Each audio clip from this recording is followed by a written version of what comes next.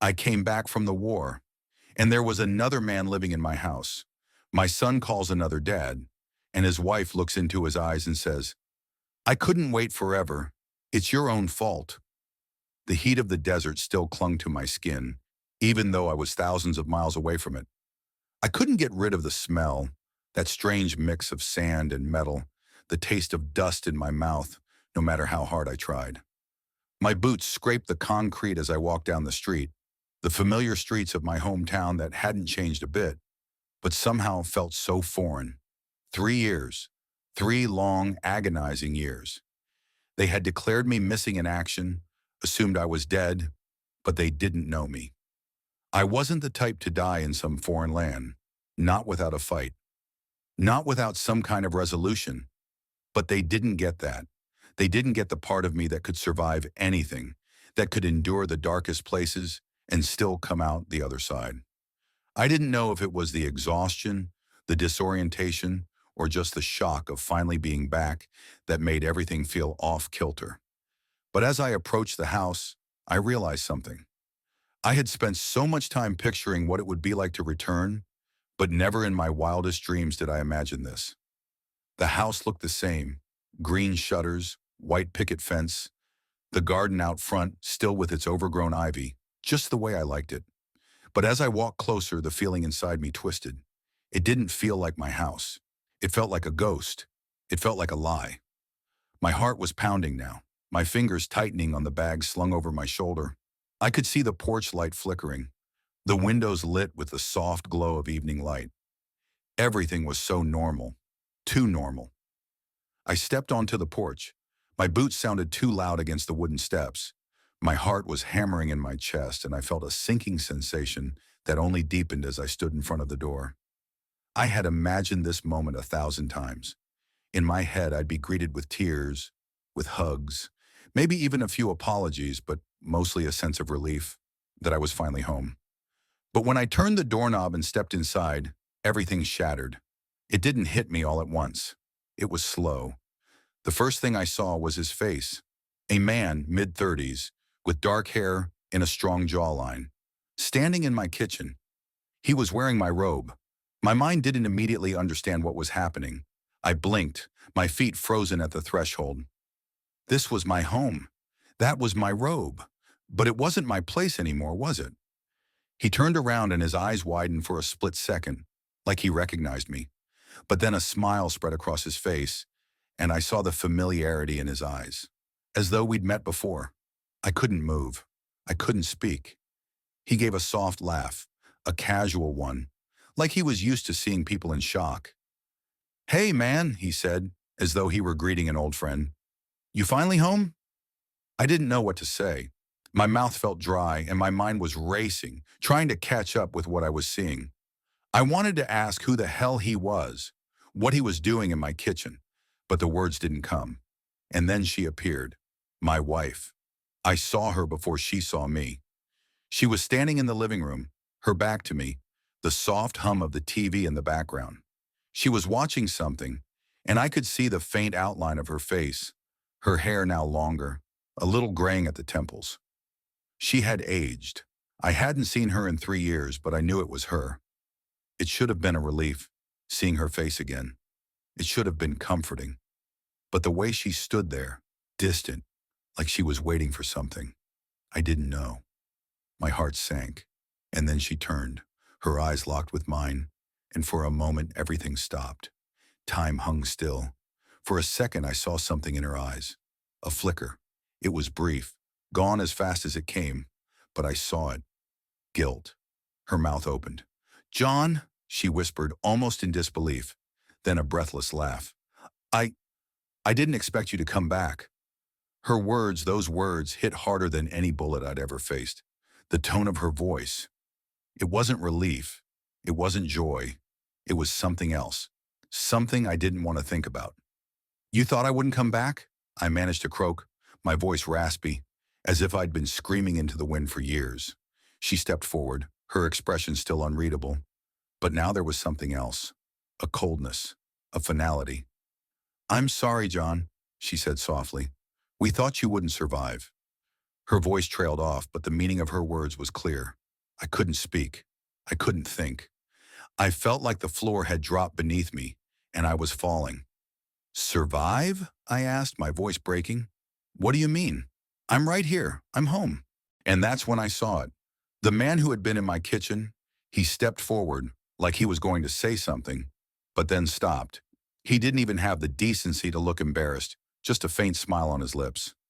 We moved on, man. What do you expect? He said, his voice casual, as if it was the most normal thing in the world. My body went cold. I felt like my insides were twisting into knots.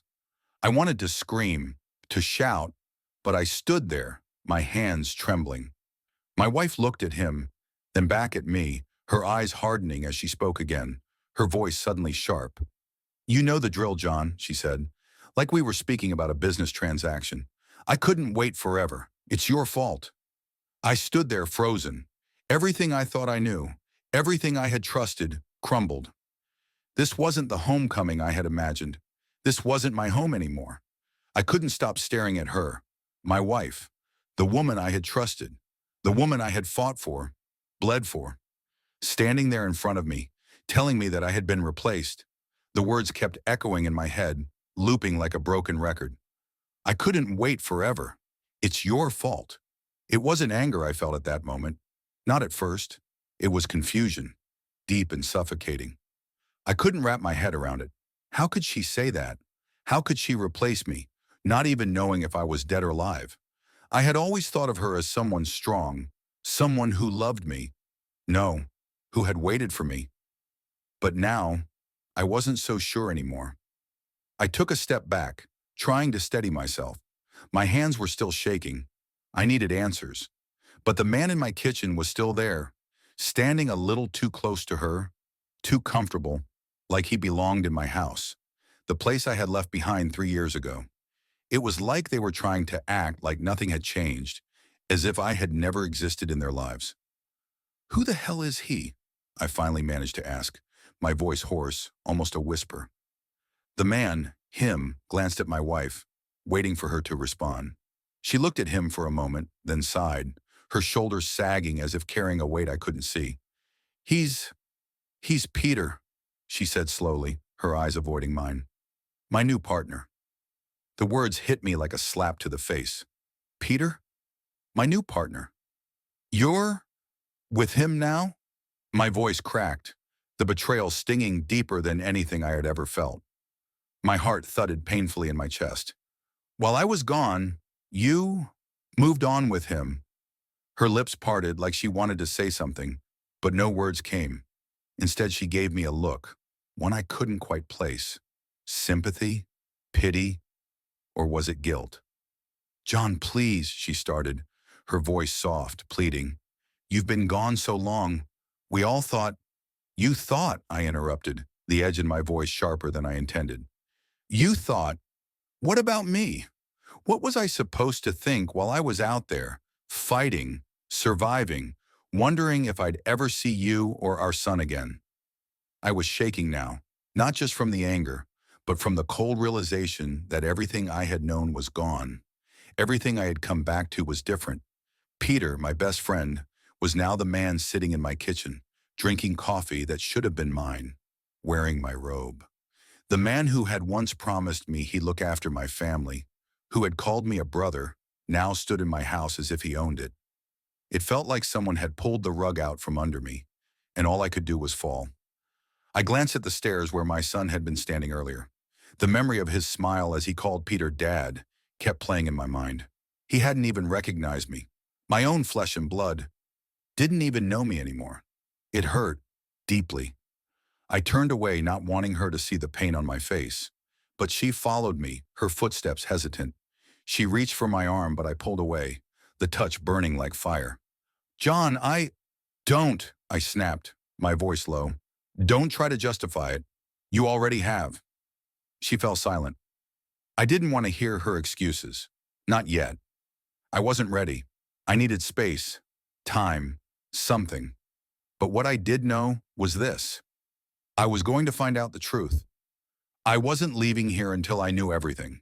And when I got those answers, I wasn't going to let them get away with this. I went upstairs to my room, but I didn't feel like it was mine anymore. Everything was exactly as I remembered it. My dresser, my old boots in the corner, but it didn't feel familiar. It felt hollow, like someone else had lived here while I was gone. Someone who had taken my place in every way, but physically. I walked over to the bed, running my fingers over the sheets. They were still cool from the wash, and for a moment I closed my eyes, imagining what it would have been like if I had come home to a warm embrace, to my son running into my arms. But that wasn't the reality. The bed felt cold, empty. I had to know. I had to find out what had really happened. How could how could they do this to me? I pulled open my drawer and grabbed my old phone. It had been years since I'd last seen it, but I knew I kept it for a reason. Something in me had always wondered. There was something that didn't sit right about the way things had been before I left. The way she had been so quiet when I left for the war. The way she had insisted on not talking about the future. The way her eyes would glaze over when I asked her to promise she'd wait. I powered the phone on, feeling the familiar weight of it in my hand. The screen flickered to life and my fingers hovered over the contacts. There was one number I hadn't called in 3 years. It was Peter's, but I didn't dial it. Instead, I scrolled through the messages, the pictures, looking for anything that might give me a clue. And that's when I found it. A thread of messages between my wife and Peter. They were dated back months before I was even declared missing. My heart pounded as I read through them. The messages weren't about how worried they were. They weren't about how they'd hoped I'd return safely. They were about plans, about things they had done. They were planning everything. Planning what? When I would be officially declared dead, how to collect my benefits, how to start a new life without me. My stomach twisted as I scrolled down further. I felt a cold sweat break out over my skin. It was all there. They had known I was alive. They had known from the start. I shoved the phone back into the drawer, my breath coming in quick bursts. I couldn't look at it anymore. I needed air. I needed to think. I was done being the victim. They wanted to treat me like a ghost? Fine. I would show them that I was still alive, still here, and I was going to make sure they felt every single moment of what they had done. I couldn't shake the feeling that everything around me was a lie. The house, my son, my wife, it was all a mask, a fragile illusion that would crumble if I looked too closely. And I was looking. I couldn't stop myself. The days after that initial confrontation were quiet, too quiet. Peter and my wife kept their distance, as if they were waiting for me to make the next move. But I wasn't ready to act yet, not until I knew everything. And for that, I needed time. I needed patience. I spent the next few days just observing. I wasn't going to make any rash decisions. Not yet. I had learned long ago that the slowest way was often the most effective, so I kept to myself, staying in the background while they went about their new lives. Every so often I would catch them looking at me, exchanging uneasy glances, but neither of them said a word. My son was the only one who seemed unaffected, too young to understand, too innocent to feel the weight of the betrayal. But I could see the way Peter interacted with him, the way he tried to play the role of a father. It made my blood boil, but still I held back. It wasn't until 3 days later, when I was rummaging through the attic for some old belongings, that I found it. I wasn't sure what I was looking for, but something inside me had been telling me to go up there. There was a box in the far corner, one of those old cardboard boxes that I hadn't opened in years. It wasn't particularly remarkable, but as I lifted the lid, a stack of old letters fell out. They were letters from my wife to someone I didn't recognize. At first, I thought they were just old love letters between us, relics from a time before the war, before everything had fallen apart.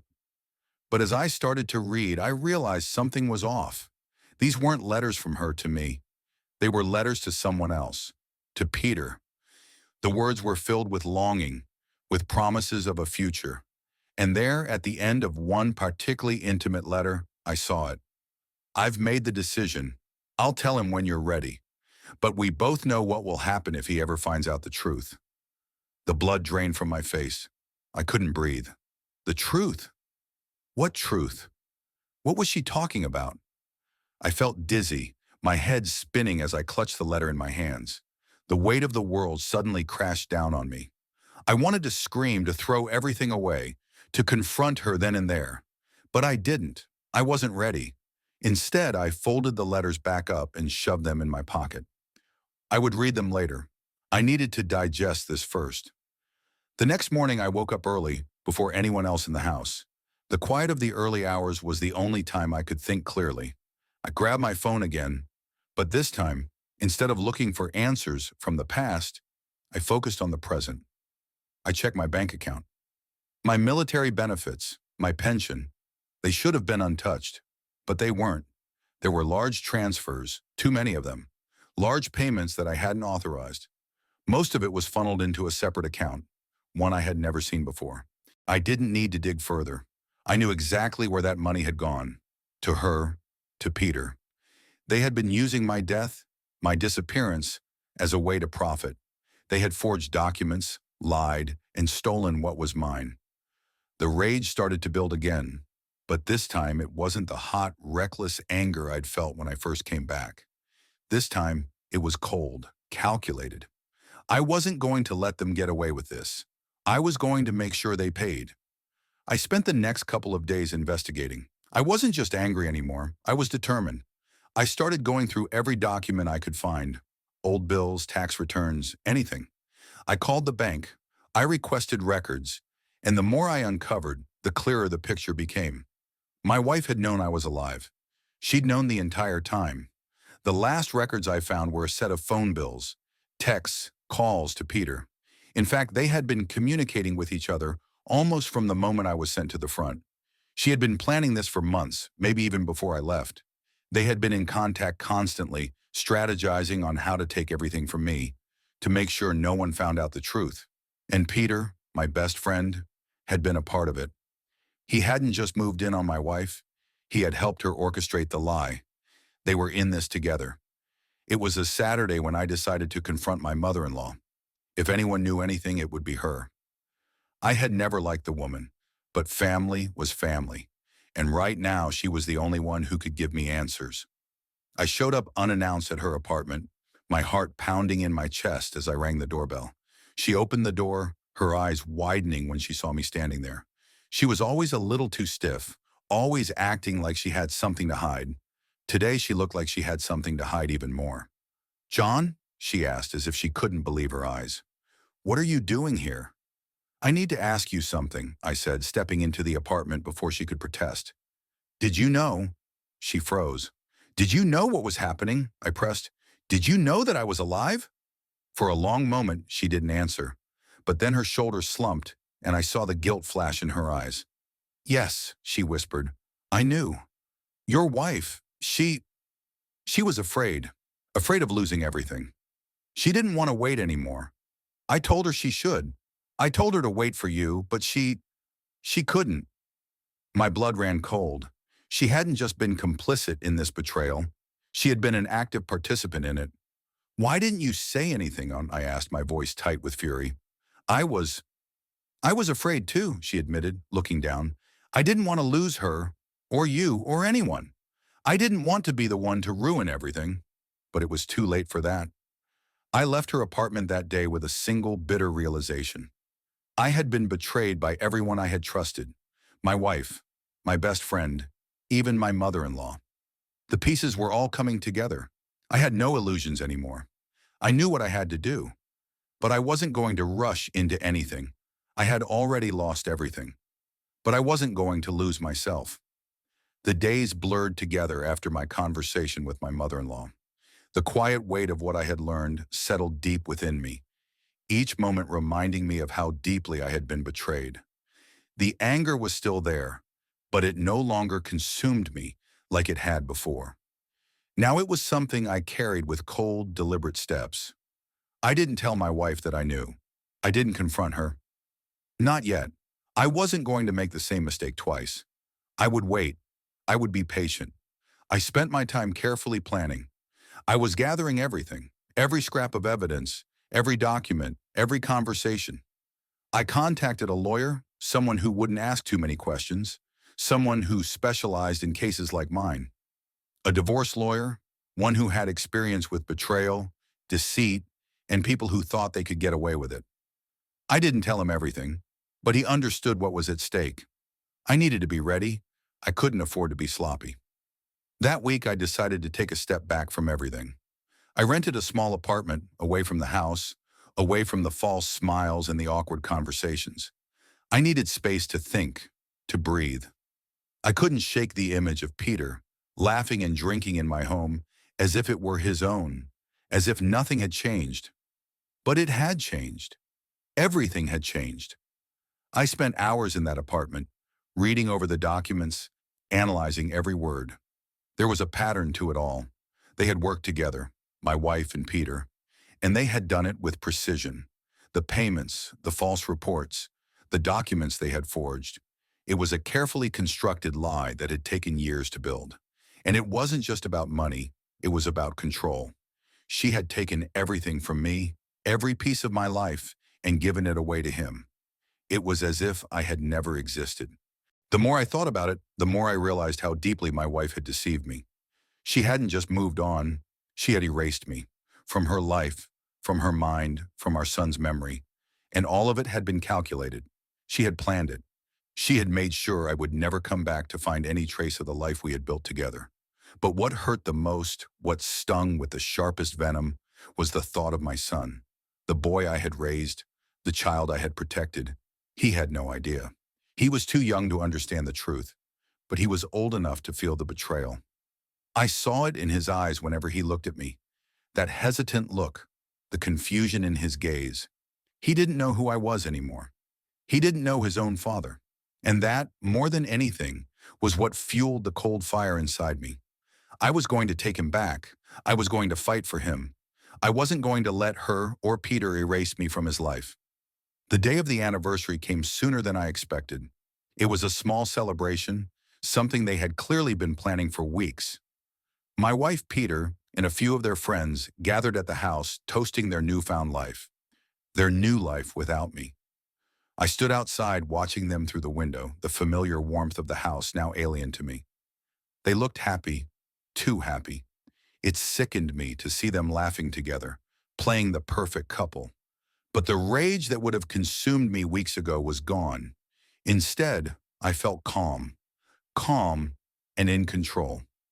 I had one last thing to do.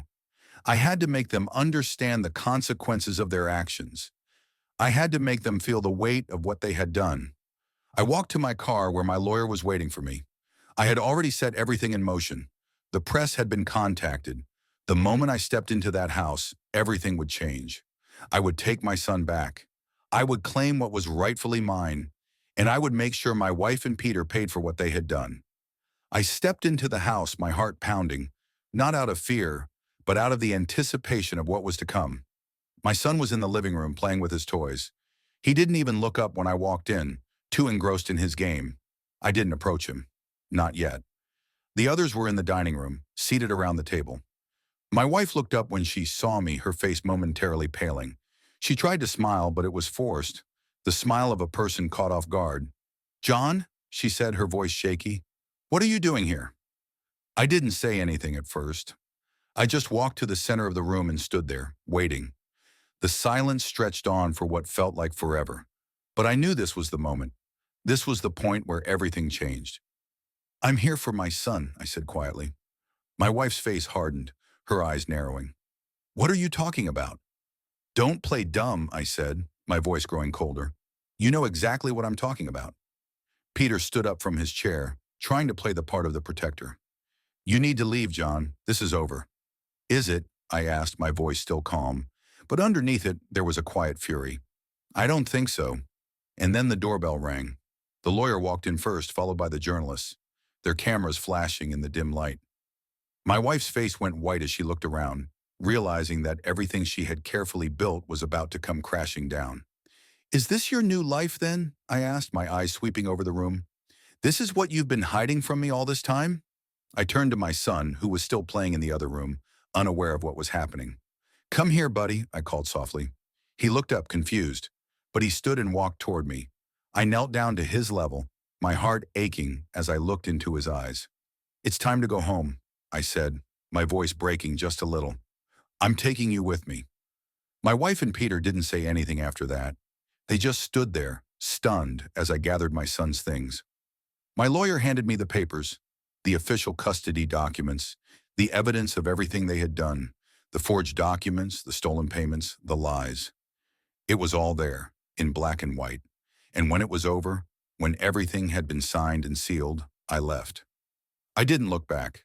The aftermath was something I didn't expect. I had prepared myself for the confrontation, for the chaos, for the inevitable breakdown of everything I once knew. But nothing could have truly prepared me for the reality of it all, the emptiness that followed the storm. I took my son home to the small apartment I had rented. It was quieter than the house I used to live in, and that was a relief. The last thing I wanted was to be surrounded by the echoes of my past life, the remnants of a time when things were normal, when I wasn't betrayed, when I didn't have to piece together my life from the shards left behind. I tried to make it feel like home for him, his toys, his books, the things he recognized. I didn't want him to feel like he was being ripped from everything he knew, even though in a way he was. His world had just been turned upside down. But we settled into a rhythm. I stayed close to him, watching over him, taking every opportunity to make up for lost time. Every laugh, every smile felt like a small victory, because I knew deep down that I had fought for him, that I had given up everything to bring him back. The legal battle was long, and I didn't expect it to be easy. But I was prepared, I had evidence, and I had a solid case. Every document, every phone call, every moment of deceit, they all played a role in what was coming.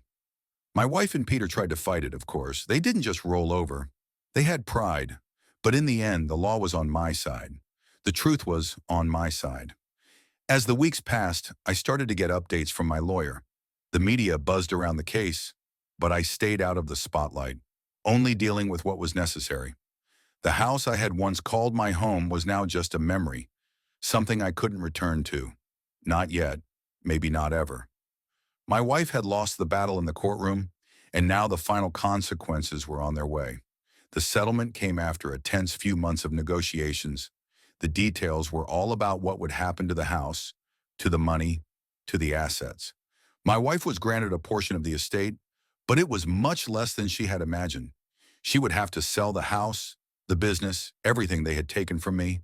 And then there was the matter of the custody arrangements. I got my son back. That was the most important thing.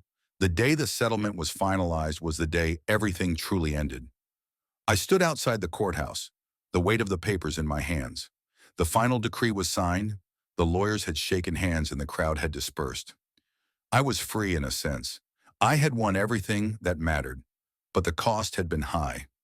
I wasn't the same man who had left for war. The man who returned was colder, more calculating, and far less willing to trust. Peter, of course, didn't take it well. He tried to confront me once more, at a cafe where I had been meeting with my lawyer. The arrogance in his voice was undeniable. "You think you've won?" he said, his words laced with venom. "You think taking my son from me is some kind of victory?"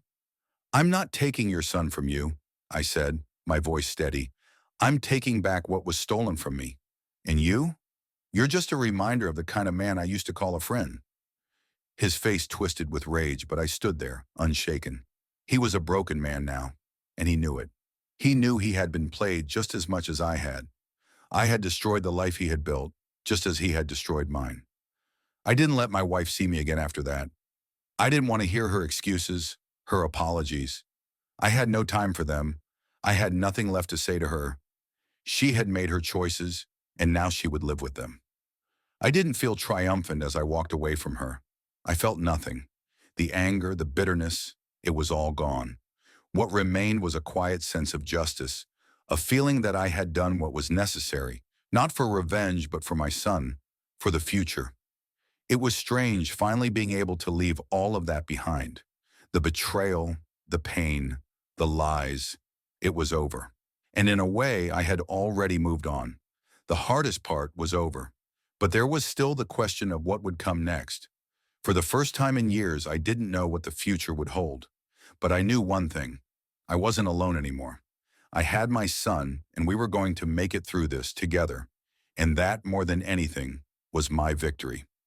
As for my wife, the press never let up. Her name was dragged through the mud, as it should have been.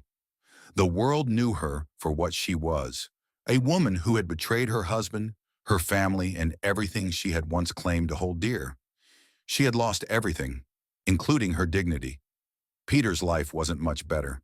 He found himself cut off from the people who once respected him, his reputation tarnished, his future uncertain. He had thought that by helping my wife, he could escape the consequences. But he had failed. We all did.